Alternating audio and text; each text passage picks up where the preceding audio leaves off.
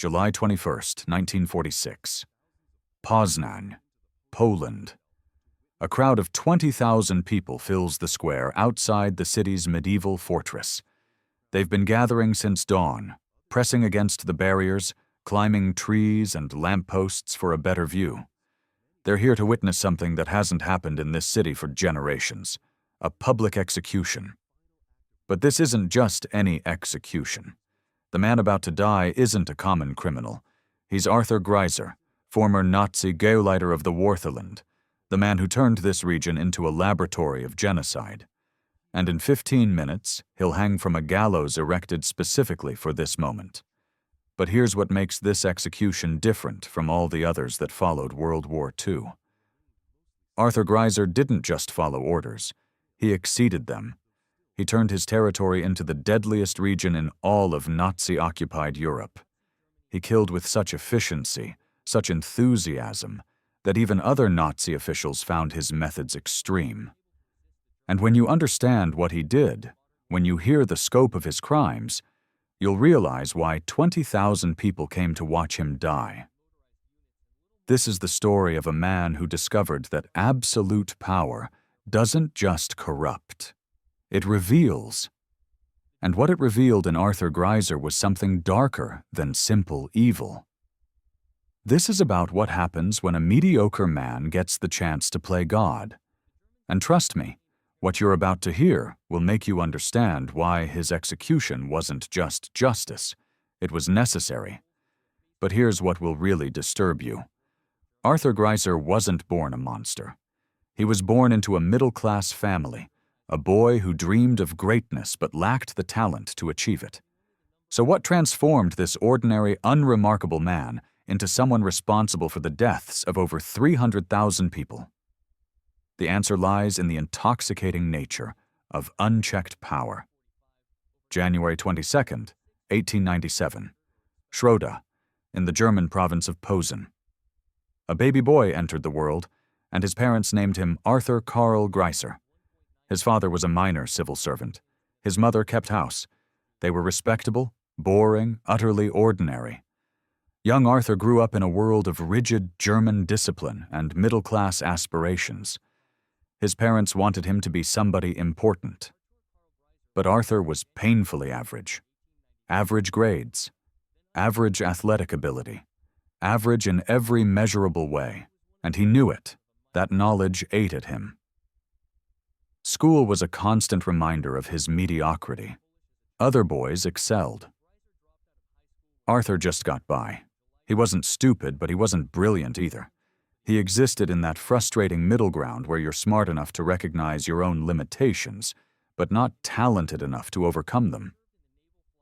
Teachers described him as diligent, but uninspired. His classmates barely remembered him.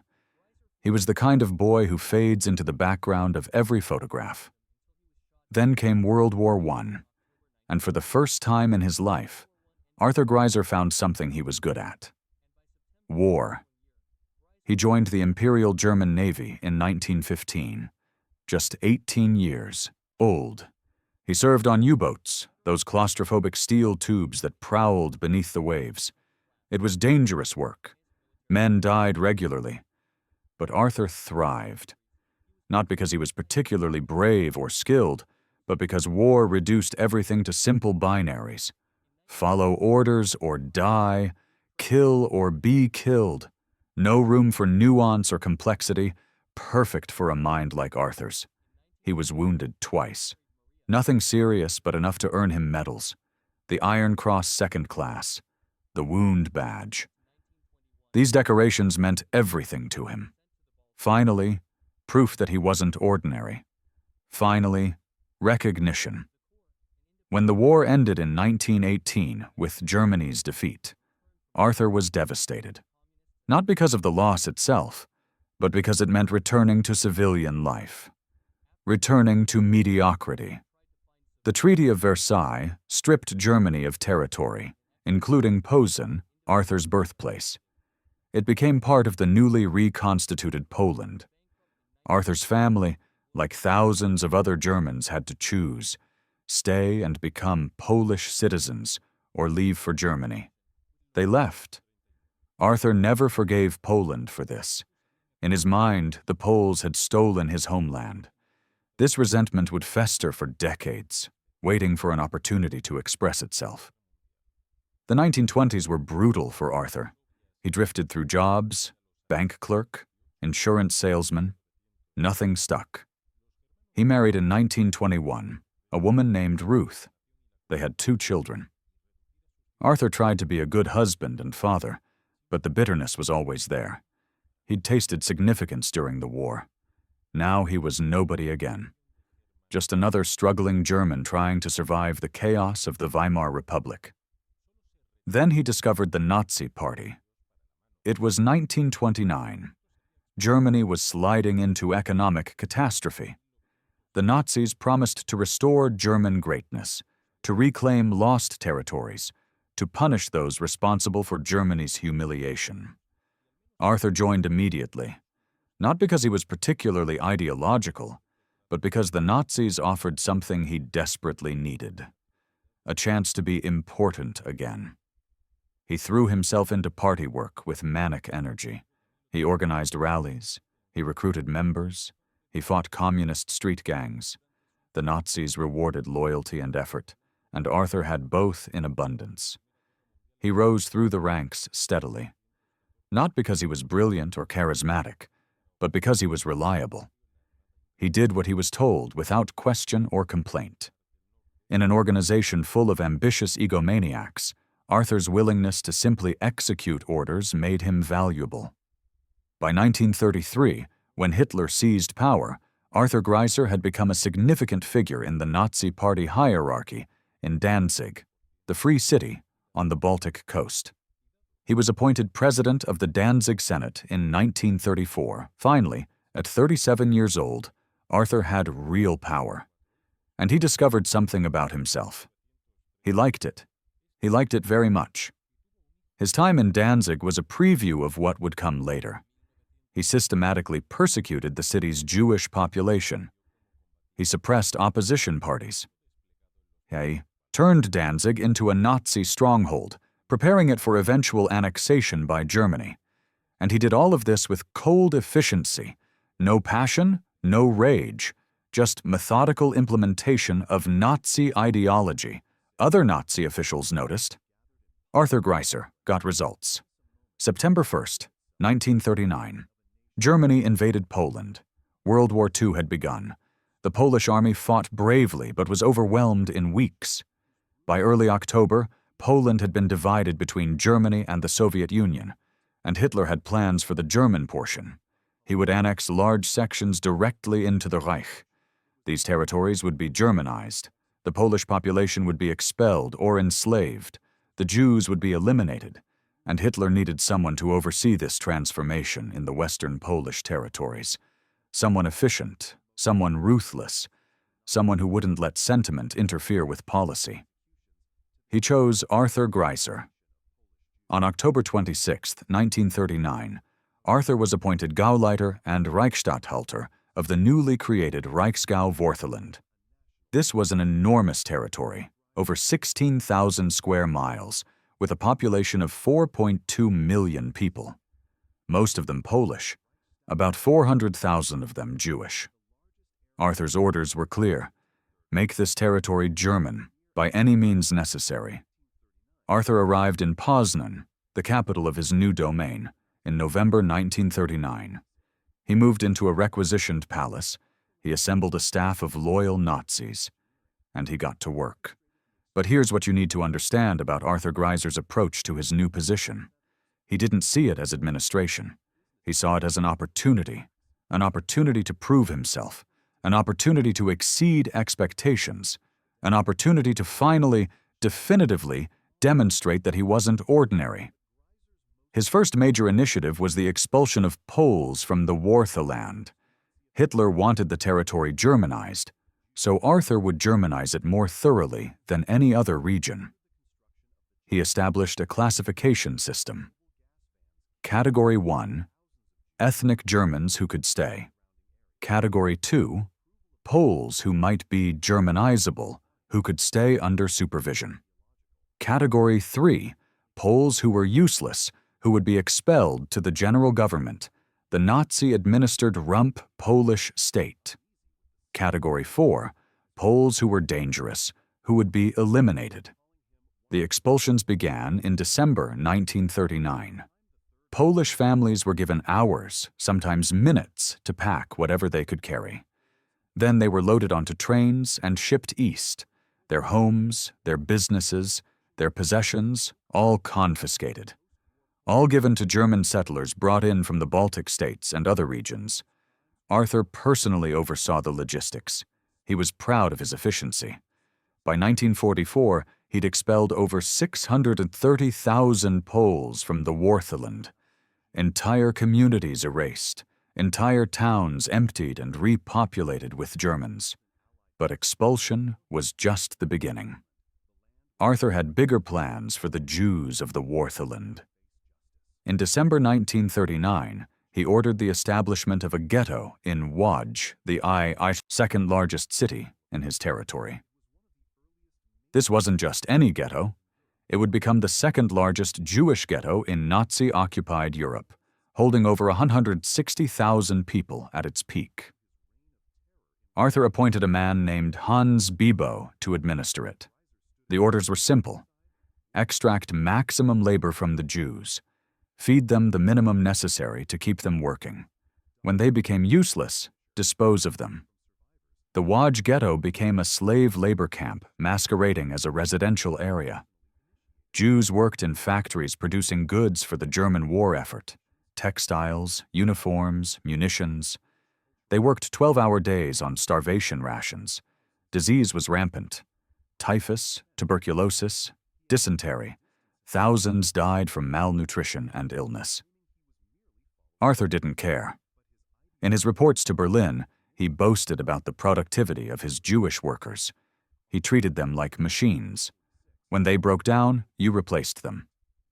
But Arthur's ambitions went beyond economic exploitation. He wanted to be at the forefront of the final solution. When the Nazis decided to move from persecution to systematic extermination, Arthur volunteered his territory as a testing ground. In December 1941, the first extermination camp in occupied Poland began operations. It was called Chełmno, and it was located in Arthur Greiser's Wartheland. Chełmno was different from the later death camps like Auschwitz or Treblinka. It was smaller, more experimental. The killing method was gas vans. Victims were loaded into sealed trucks. The exhaust was redirected into the cargo area. Carbon monoxide poisoning killed them during the drive to burial pits in the nearby forest. It was crude, but effective. And Arthur Greiser provided full support. He allocated resources. He provided personnel. He ensured the camp had everything it needed to function efficiently. Between December 1941 and April 1943, at least 152,000 people were murdered at Chełmno, most of them Jews from the Łódź ghetto.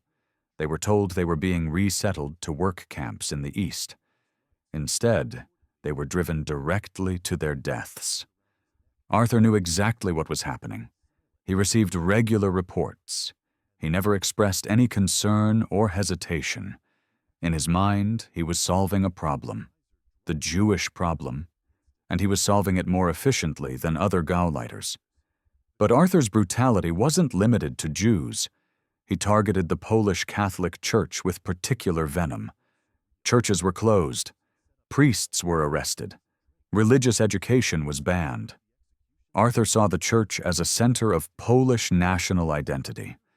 If he was going to Germanize the Wartheland, he had to destroy that identity. Over 1,500 Polish priests were arrested in the Wartheland. Most were sent to concentration camps. Many never returned. He also implemented a system of public executions designed to terrorize the Polish population into submission. Poles accused of resistance activities, of hiding Jews, of black market trading, of any activity the Nazis deemed criminal, were hanged in public squares. Arthur insisted these executions be well publicized. He wanted Poles to understand the consequences of defiance. Hundreds of Poles were executed this way, their bodies left hanging for days as warnings. Arthur ran the Wartheland like a personal fiefdom. He answered to Berlin, but in practice, he had near total autonomy. He made decisions about life and death daily. Who would be expelled? Who would be enslaved? Who would be killed? And he made these decisions casually, signing death warrants over breakfast, approving mass deportations between meetings. The power had become normal to him. He'd stopped seeing his victims as human beings. They were just numbers in reports, problems to be solved, obstacles to be removed. His subordinates learned to anticipate his desires. If Arthur wanted the Wartheland Germanized, they would Germanize it more thoroughly than he'd even requested. If he wanted Jews eliminated, they would eliminate them with maximum efficiency. A culture of competitive cruelty developed. Officials tried to outdo each other in demonstrating their commitment to Nazi ideology. And Arthur encouraged this. He rewarded the most ruthless. He promoted the most efficient killers. By 1943, the Wartheland had become the deadliest region in Nazi-occupied Europe in terms of the percentage of the population killed. Over 300,000 people had been murdered. Hundreds of thousands more had been expelled, enslaved, or imprisoned. Arthur Greiser had transformed a diverse, vibrant region into a German colony built on mass graves, and he was proud of his work. In his reports to Hitler, he boasted about his achievements. He positioned himself as the model Gauleiter, the example others should follow. But the war was turning against Germany. The Soviet offensive of 1944 pushed the front lines steadily westward. By January 1945, Soviet forces were approaching the Wartheland. Arthur received orders to organize the defense. Instead, he organized his own escape. He didn't care about the German civilians he'd settled in the region. He didn't care about his staff or subordinates. He cared about saving himself. On January 20th, 1945, Arthur Greiser fled Poznań. He took a train west, carrying suitcases full of valuables he'd looted from his victims. He left behind chaos. The German civilians he'd brought to the Wartheland were now trapped in the path of the advancing Soviet army. Many would die in the retreat. Arthur didn't look back. He made it to Germany and tried to disappear. He obtained false papers. He hid in Bavaria in the American occupation zone. For months, he succeeded. He was just another refugee in a country full of displaced people. But his victims remembered him. Polish survivors were working with Allied war crimes investigators, providing names, descriptions, evidence. Arthur Greiser's name appeared on list after list. The Allies began searching for him. May 10th, 1945. American military police arrested a man, calling himself Heinrich Greiser, in a small Bavarian village. He claimed to be a simple civil servant who'd spent the war in administrative work. But his fingerprints told a different story. They matched records from Arthur Greiser's time in Danzig. The Americans had caught one of the most wanted Nazi war criminals. The Polish government immediately requested his extradition. They wanted to try him in Poland, in the territory where he'd committed his crimes. The Americans agreed. On July 25, 1945, Arthur Greiser was handed over to Polish authorities. He was transported to Warsaw, to Mokotów prison, to await trial. The Poles were building a case that would be impossible to refute. They tracked down survivors. They collected documents. Arthur had been meticulous in his record-keeping, and those records now became evidence of his crimes. Deportation orders with his signature, reports on ghetto conditions he'd authored, correspondence about Chełmno's operations. The paper trail was damning. Arthur's trial began on June 21, 1946, in Poznań. The Poles deliberately chose this location. He would be tried in the capital of the territory he'd terrorized. The trial was held in the Hall of the Century, a massive domed building that could accommodate hundreds of spectators. The Poles wanted this to be public. They wanted the world to see justice being done. The charges were extensive: crimes against humanity, war crimes, mass murder. The prosecution presented evidence of Arthur's role in the expulsion of 630,000 Poles, his administration of the Łódź ghetto, his support for Chełmno extermination camp, his persecution of the Catholic Church, his system of public executions. Witness after witness took the stand. They described what life had been like under Arthur's rule: the arbitrary arrests, the deportations, the murders. Arthur's defense was predictable. He was following orders. He was a loyal German serving his country. He hadn't personally killed anyone.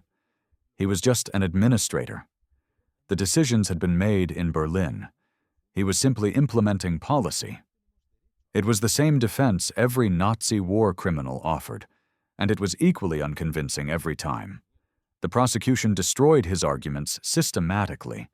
They showed that Arthur had exceeded his orders, that he'd volunteered his territory for the final solution, that he'd personally signed deportation and execution orders, that he'd boasted about his efficiency in killing. They proved that Arthur Greiser wasn't a cog in the machine. He was an enthusiastic architect of genocide. One moment from the trial stands out. A survivor named Jakub Poznański testified about the Łódź ghetto. He described watching his children starve to death because Arthur's administration had cut food rations to below subsistence levels. He described the day his wife was selected for deportation to Chełmno. He never saw her again. As Jakub spoke, tears streaming down his face, Arthur sat impassively. No emotion, no remorse, just cold indifference. The trial lasted 1 month. On July 7, 1946, the verdict was announced: guilty on all counts. The tribunal found that Arthur Greiser had willfully and systematically committed crimes against humanity, that he had acted with exceptional cruelty, that he bore personal responsibility for the deaths of over 300,000 people. And for these crimes, he was sentenced to death by public hanging. When the sentence was read, Arthur finally showed emotion. Not remorse, fear, pure animal fear. He understood what was coming.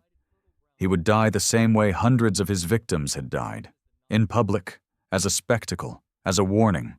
He immediately filed appeals to the Polish Supreme Court, to international organizations, to anyone who might intervene.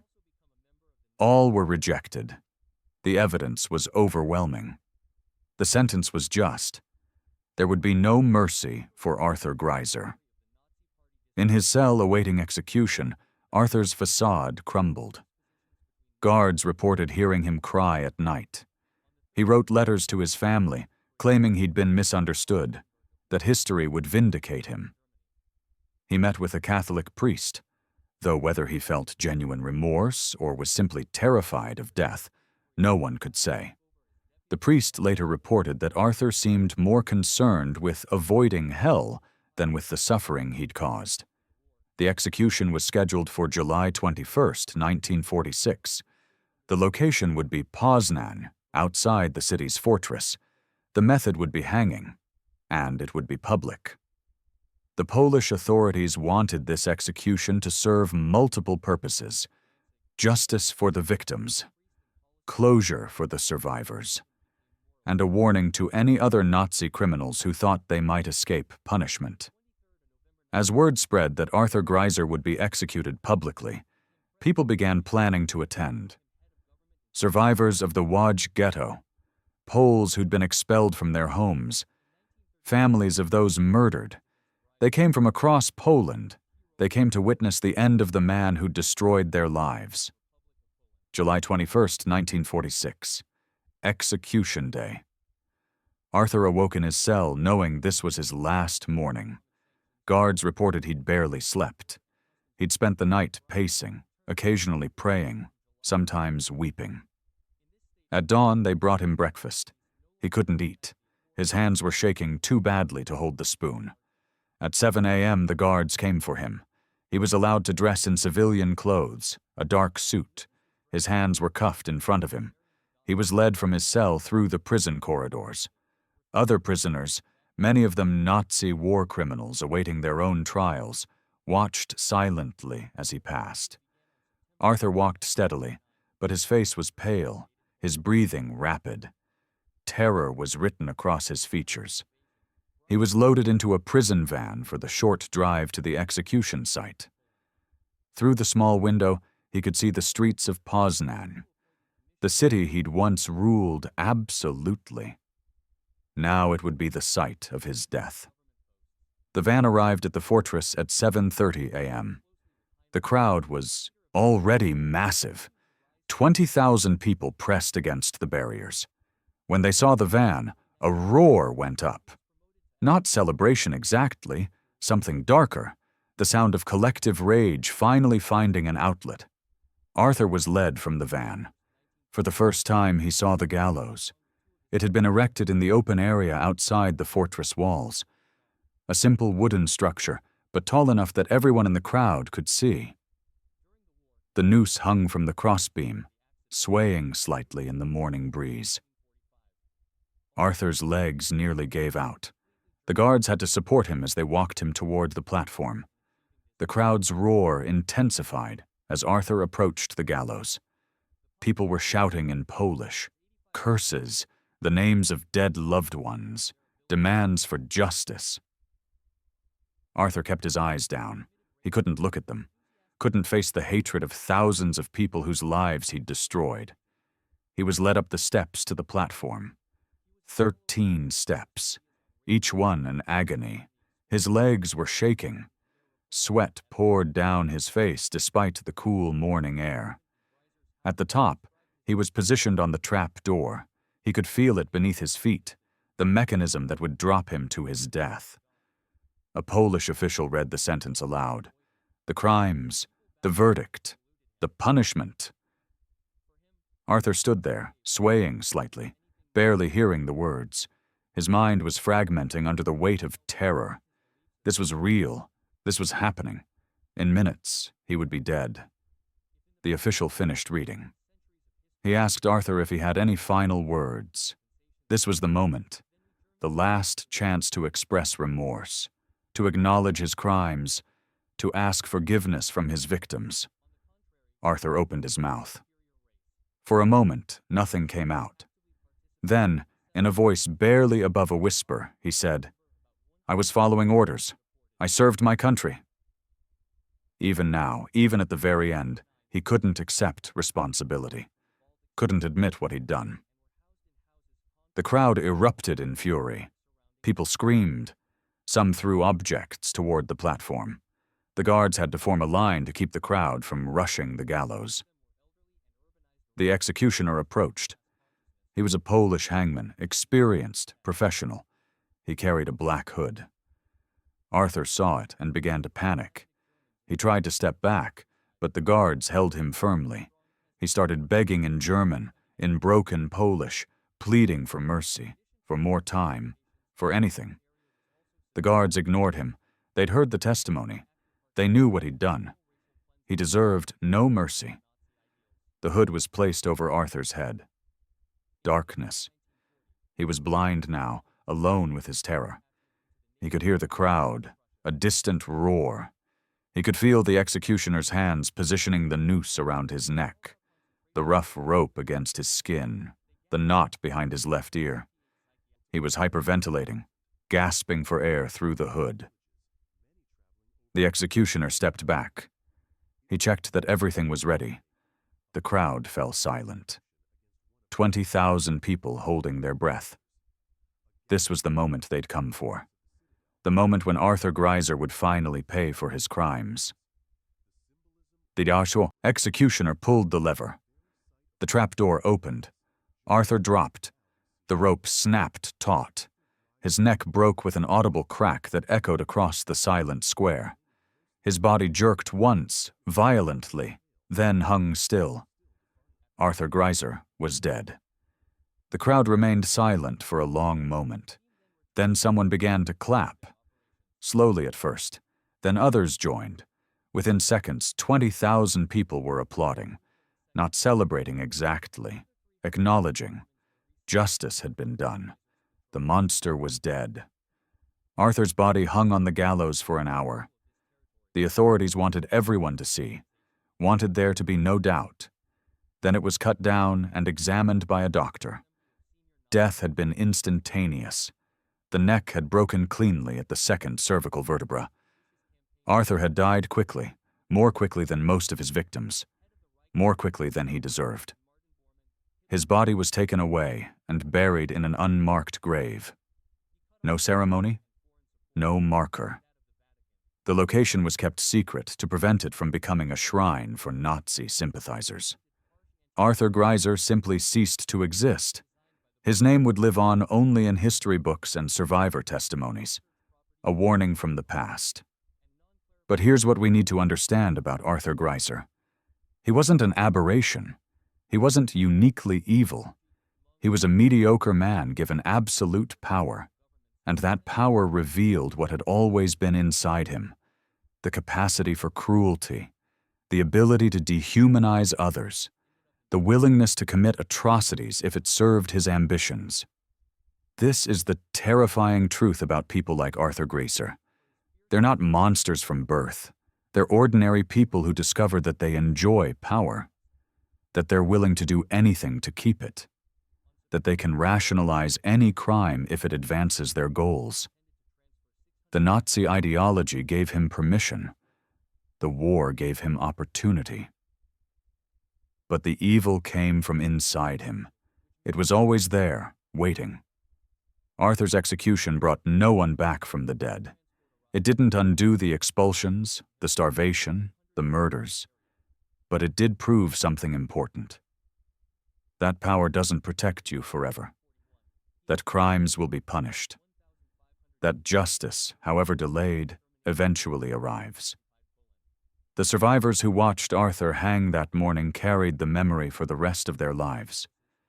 They'd seen the man who destroyed their world brought low. They'd watched him die afraid and alone. It didn't heal their trauma. It didn't restore what they'd lost.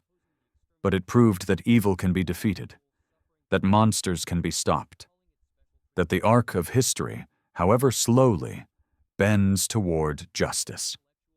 Arthur Greiser learned that lesson in his final moments, as the trapdoor opened and the rope tightened, as his brief, mediocre, monstrous life came to an end. He learned that power is temporary, that crimes have consequences, that justice, when it comes, is absolute. The 20,000 people who watched him die that morning understood something profound. They'd witnessed the end of a tyrant. They'd seen proof that the Nazi regime's promises of a 1,000-year Reich were lies. They'd watched as one of the architects of genocide paid the ultimate price for his crimes. And perhaps that's the only comfort we can take from stories like this. That evil, no matter how powerful it seems, is ultimately finite. That justice, no matter how long it takes, eventually prevails. That the monsters among us can be identified, tried, and punished. Arthur Greiser's execution wasn't just about one man's crimes. It was about establishing a principle. That there are some acts so heinous, so beyond the pale of human decency, that they demand the ultimate punishment. That following orders is not a defense. That claiming you were just doing your job doesn't absolve you of responsibility for mass murder. The trial and execution of Arthur Greiser helped establish the legal framework for prosecuting crimes against humanity. The principles applied in his case would be used in subsequent trials. They would inform international law. They would help create the concept of universal jurisdiction for genocide and war crimes. But beyond the legal implications, Arthur's story serves as a warning about the dangers of unchecked power, about the ease with which ordinary people can become perpetrators of extraordinary evil, about the importance of maintaining moral boundaries even in times of crisis. Arthur Greiser was a mediocre man who became a mass murderer because circumstances allowed it. He wasn't born evil. He chose evil. Every day for 6 years, he woke up and chose to continue his crimes. He chose to sign deportation orders. He chose to support extermination camps. He chose to terrorize an entire population. And in the end, he paid for those choices. On a gallows in Poznań, in front of 20,000 witnesses, Arthur Greiser's life ended. Not with dignity, not with redemption, but with justice. Cold, final, absolute justice. The rope that hanged him was cut into pieces afterward. Survivors took fragments as mementos, physical proof that the nightmare had ended, that the man who'd haunted their lives was gone. These pieces of rope became talismans, reminders that evil can be defeated. Today, few people remember Arthur Greiser's name. He's a footnote in history books, one Nazi criminal among many. But the lessons of his life and death remain vitally important. We must remain vigilant against ideologies that dehumanize others. We must recognize that evil often wears an ordinary face. We must understand that power without accountability inevitably leads to atrocity. The 300,000 people Arthur Greiser killed never got justice in their lifetimes. They died in ghettos, in gas vans, in mass graves. They died hungry, terrified, alone. But their deaths were not forgotten. Their stories were told at Arthur's trial. Their names were read into the record, and their memory was honored when Arthur paid for his crimes with his life. This is what we owe to the victims of genocide: remembrance, justice, and the determination to ensure that people like Arthur Greiser never again have the opportunity to transform their mediocrity into mass murder. That the next time someone tries to build a regime on hatred and violence, we recognize it early and stop it before the killing begins. Arthur Greiser's execution was justice, but preventing the next Arthur Greiser, that's our responsibility. We carry that burden every day, the burden of remembering, the burden of vigilance, the burden of ensuring that never again means never again. On July 21, 1946, Arthur Greiser died on a gallows in Poznań. His victims were finally avenged, his crimes were finally punished, and the world learned once again that evil, no matter how powerful, is ultimately mortal. Justice may be slow, but it is inevitable, and it is final.